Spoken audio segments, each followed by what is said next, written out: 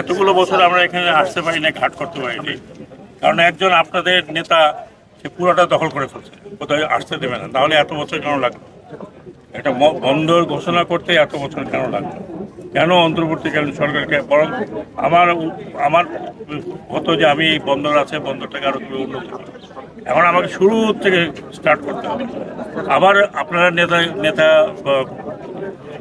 Select করবেন, সে আসে আবার ঘাট দখল করেন, তার আগেই তো ঘাট দখল করার চেষ্টা করতে।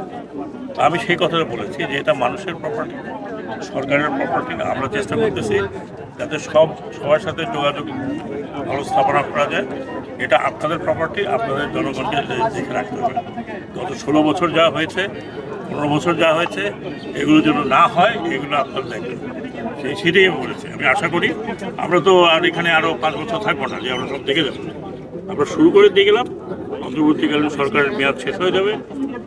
নির্বাচিত যারা আসবেন তাদেরকে আপনারা বলবেন যে এই ঘাট দখল করা যাবে না, এবং দখল করতে চেষ্টা করলে আপনার পক্ষে সে আমার